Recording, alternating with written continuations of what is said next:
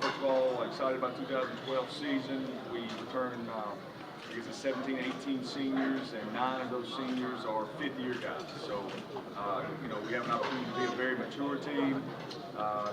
In this camp, we've only been in camp a day and a half, but I've already seen some of that maturity. So, that needs to stay in play.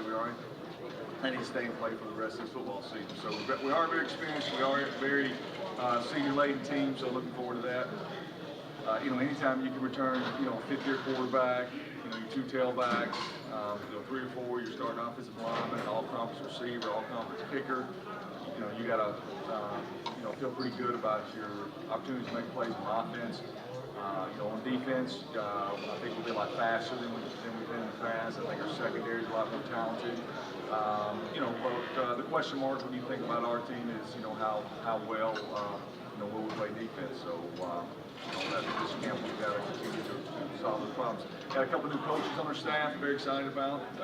Our new defense coordinator Jeff Bird got here from Arkansas Tech, I guess back in late January, early February. Just recently added a new secondary coach, David Reeves, who's coming over as a defense coordinator from Southern Arkansas. And David had worked with Jeff previously, so there's a lot of carryover and continuity of those 2 guys working together. Main focus of the camp is one of my notes here to talk about. Our slogan since last spring has been Go Mad, G-O-M-A-D, Go Mad. And what that stands for is make a difference. Okay, we got to find a way to make a difference. In our 2012 season, losing 4 games by 12 points and ended up 4-4 in the conference. That's something we've talked about daily as a football team. So how do we find a way? How do we practice better? How do we meet better? How do we lift better?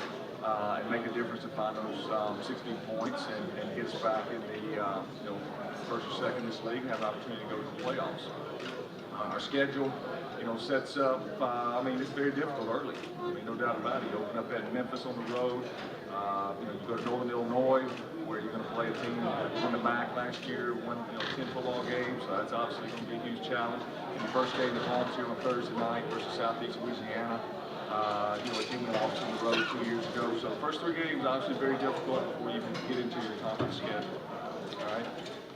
Camp schedule is a little bit unique this year. We've got 3 weeks of camp. Our school starts August 27th. So as a coach, you really enjoy this because for 3 straight weeks, we're able to have the kids 24 hours a day and meeting, lifting, and walkthroughs and practice. So camp schedule's been set. We're excited about it. Then we'll get these first 5 days, obviously, are single practices. I think we've got 3 2-a-day scheduled and about 3 scrimmages. So we'll probably finish up with about 24 to 25 practices before that first game. Well, we think so. You go back and you analyze, exactly what happened in those games, and have you recruited good enough to win? Yes. Okay. Are you putting your players in position to make those plays? So you analyze everything, and but it was a little bit of everything. It would be special teams, defense, offense. You had to lead in 3 or 4 of those games, but we all accept responsibility for that. We got to coach better. We got to play better, and go mad. We got to find those 16 points. Yes, but having Derek back for his 5th year, he has an opportunity to break, every, UT Martin passing record.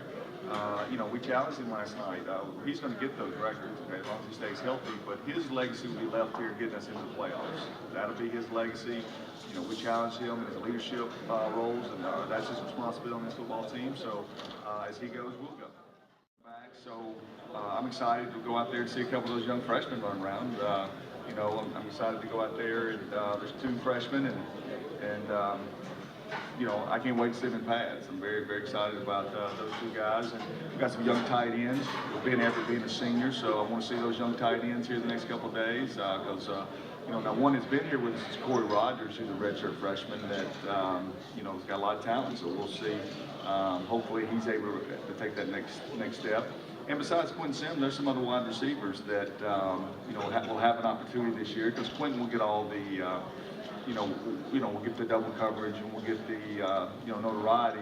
But it's time for some other guys to start making some plays. So, but I know we're better than a 6th place team in this league, and but the bottom line is you got to go out and prove it.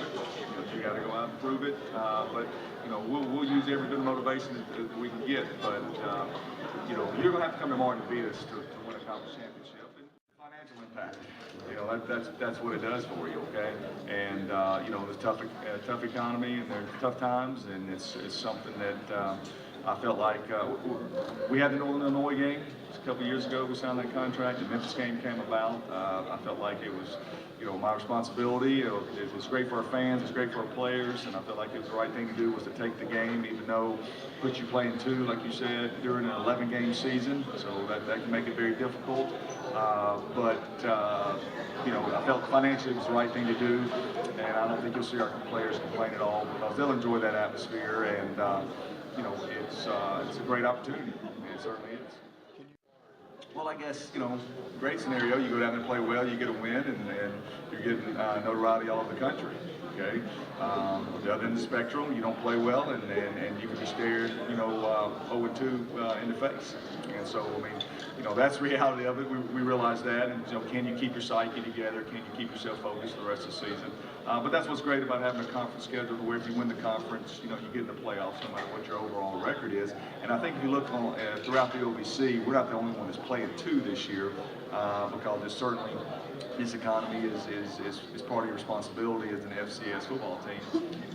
But where you schedule them can be crucial. You know, we've done it both ways. We've had them early in the season. We've had one early and one late when we've played two. I don't think there's any right combination. It's just, you know, how well your football team performs throughout the year. Well, at the end of the year, we'll say, oh, that was a great decision. We think so, and every even year to go back and look at our schedule, look at our record 06, 08, 2010, where we've been, you know, 5 to 6 win plus in our conference. It's been on an even year, where we've got the Jacksonvilles, both Easterns and Tennessee State at home. You know, so hopefully that'll stay the pattern this year as well. But you know, I know we're better than a sixth-place team in this league, and but the bottom line is you got to go out and prove it. You know, you got to go out and prove it. But you know, we'll use every bit of motivation that we can get. But you know, you're going to have to come tomorrow and beat us to win a conference championship.